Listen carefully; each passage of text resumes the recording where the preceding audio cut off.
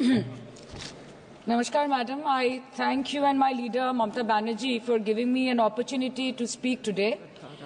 And after 22 months of demanding, protesting, criticizing, shouting, the government is finally compelled to discuss Manipur, and under what circumstance?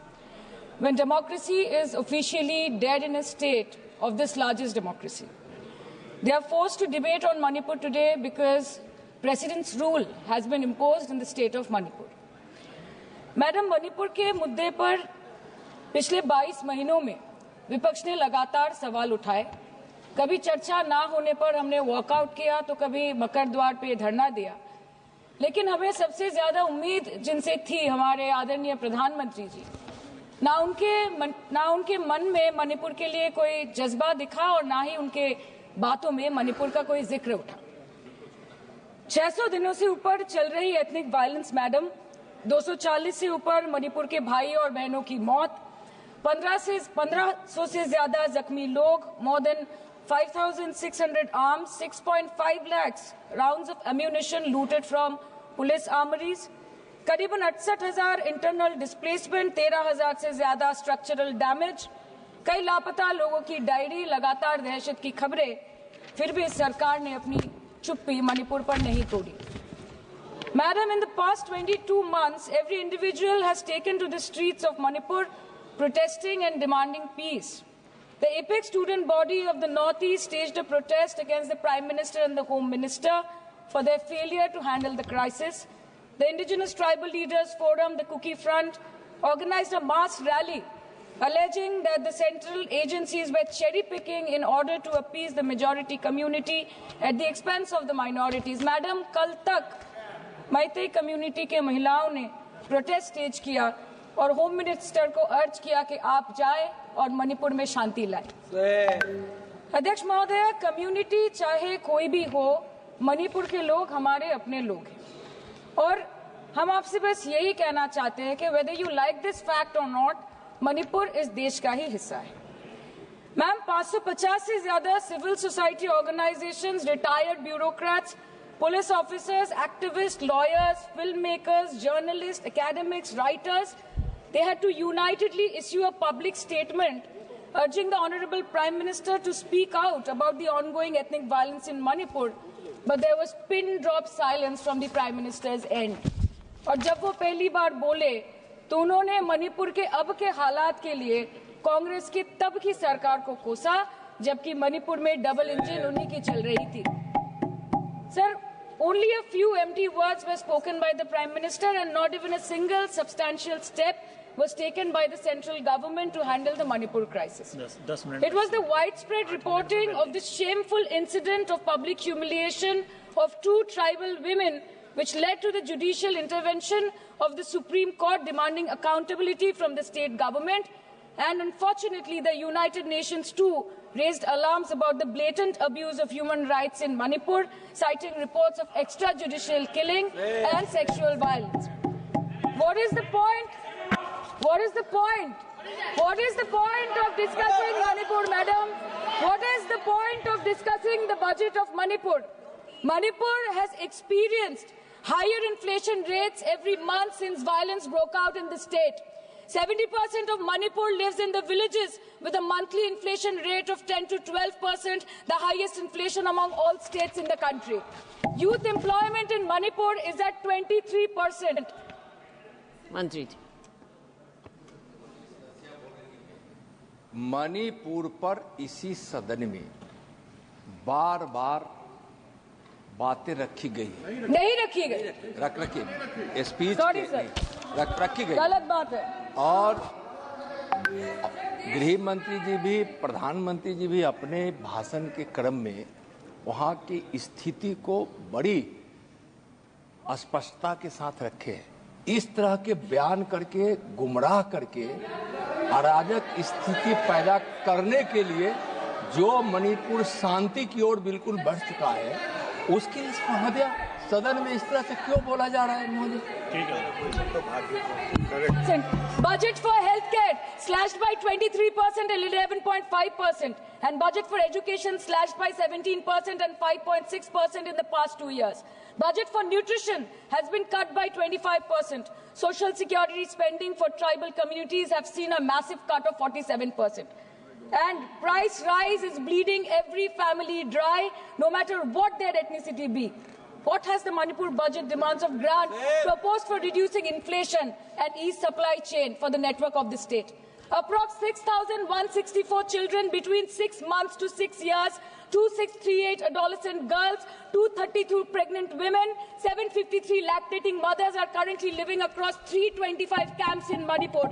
By April 2024, 554 babies were born in relief camps since the violence erupted, including 2 maternal deaths as per official data. Madam, media reports के अनुसार चुराचंदपुर के एक relief camp में 80 से ऊपर लोगों की मौत हो चुकी है, कभी ट्रॉमा तो कभी मैलन्यूट्रिशन तो कभी बीमारी से। एक 36 साल के नौजवान ने एक रिलीफ कैंप में अपनी खुद की जान ले ली। 665 days of continuous conflict assaulted the well-being of 30 lakh people of Manipur. Youth has no future. Women and children are cramped in the relief camps. Elderly says that they have no hope for the future. आज बंगाल में एक मच्छर भी मरता है तो BJP वाले वहां पे प्रेसिडेंट्स रूल बोल के चिल्लाते हैं, लेकिन जब तक आपके डबल इंजन राज्य में आपके ही मुख्यमंत्री ने इस्तीफा नहीं दिया, तब तक आपको ख्याल नहीं आया कि जिंदगी धूप तुम घनास आया। Madam, my humble question is, if president's rule was the solution, why was it not imposed months ago, when people were continuously dying and houses were set ablaze? After allowing Manipur to burn for months, today you are here with a bouquet of rosy promises. Please remember, Madam, please remember, Madam, please remember कि फिर नहीं rule जो है 66, 67 and 68 president rule जिसकी ये बात कर रही हैं, वो आइडेंटिकल बिल है जो कि इस हाउस के पास है। प्रेसिडेंट रूल पर डिस्कशन होने वाला है, इसीलिए इनको फाइनेंस बिल पर केवल फाइनेंस की बात करनी है। नो प्रेसिडेंट रूल पर बात होनी है। वो बिल यहाँ है, वो बिल यहाँ है। Madam, after allowing Manipur to burn for months, today you are here offering bouquet of rosy promises. Please remember, फिर नहीं बसते वो दिल जो एक बार उजड़ जाते हैं गालिब, कब्र कितनी भी सजाओ कोई जिंदा नहीं होता। Please remember this. Madam, this was imposed not to restore peace, but to salvage the BJP's political reputation after months of inaction. This is the truth. This is the truth. प्रधानमंत्री जी ने 2022 जनवरी के बाद मणिपुर में अपने कदम नहीं रखे, लेकिन इस बीच 40 बार इंटरनेशनल और 244 बार डोमेस्टिक ट्रिप्स लगाए। Amit Shah ji, honourable home minister, सिर्फ 2 बार गए। माननीय प्रतिरक्षा मंत्री 1 बार गए। माननीय वित्त मंत्री और पार्टी प्रेसिडेंट तो गए ही नहीं। There is a saying called narrow fiddle while Rome burned, अर्थात आग लगी बस्ती में, साहब अपनी मस्ती में। मैडम, सिर्फ एक ही बात बोलनी है कि पापा दूसरे देश की वॉर रुकवा सकते हैं, but why was not a second given to comfort the people of Manipur? As per Madam, महोदया, यह सदन please don't take it personally, sir. पर खड़ा होकर बोलने का नहीं है, और उनको पता नहीं है कि जब गृह मंत्री जी वहां गए, वैसे क्षेत्रों में गए, प्रधानमंत्री जी के निर्देश का पालन करने के लिए गए, और ऐसे क्षेत्रों में जहां इन लोग कभी जाने का हिम्मत नहीं किया। और वही धरती गवाह है, जब वहां इन लोगों के राज्य में जब वहां हिंसा भड़की थी, 10,000 से ज्यादा लोग मारे गए थे। क्या यहाँ सदन को क्यों गुमराह किया जा रहा है? और बजट पर The Home Affairs was said that the ministry will talk to both the groups so as to bridge the ethnic divide at the earliest, पर उस bridge का tender अभी तक पास नहीं हुआ. The bridge has not yet been constructed.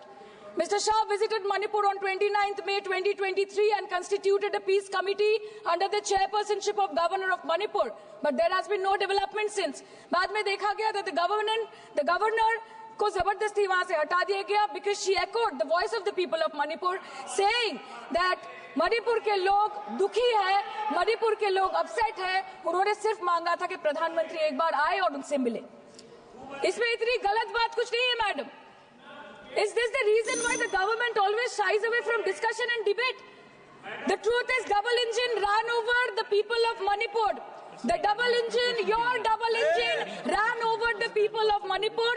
And on the other hand, we have our leader, madam, जब कभी भी कहीं कोई दुर्घटना घटी, जब कहीं बस्ती में आग लगी, जब कहीं आंधी उठी, हमारी लीडर वहां खुद जाके खड़ी हो गई। और जहां खुद नहीं जा पाई, वहां पे उन्होंने अपना डेलीगेशन भेजा, चाहे वो हथरस हो या लखीमपुर खीरी, चाहे वो सिंगू बॉर्डर हो या वायनाड या वो मणिपुर हो, हमेशा वो दूसरों की उम्मीदों पर खड़ी उतरी।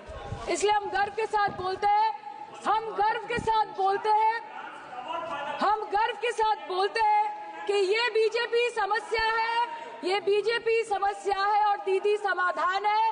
बीजेपी कटी पतंग है, ममता दी पूरा आसमान है, ये बोलते हैं हम। और अंत में मैडम मैं बस इतना ही कहना चाहती हूँ कि आप मणिपुर का बजट बनाए, सप्लीमेंट्री बजट बनाए। इस देश में मंदिर बना रहे हैं, इस देश को मंदिर बनाए, इस देश को मंदिर बनाए। नए भारत में गवर्नमेंट है पर गवर्नेंस नहीं, बजट है पर बचत नहीं, खर्च है पर रोजगार नहीं, बाग है पर बहार नहीं। ऐसे भारत को हम जानते नहीं, ऐसे सरकार को हम पहचानते नहीं। आज माननीय प्रधानमंत्री जी मॉरिशस गए, उनको हमारी तरफ से बड़ी शुभकामनाएं। एक तरफ मॉरिशस है, एक तरफ मणिपुर। मंत्री जी, यस, हाँ, एक्सक्यूज मी, चालू है, बोलिए। मंत्री जी, आपसे हम यूनिट चाहते हैं।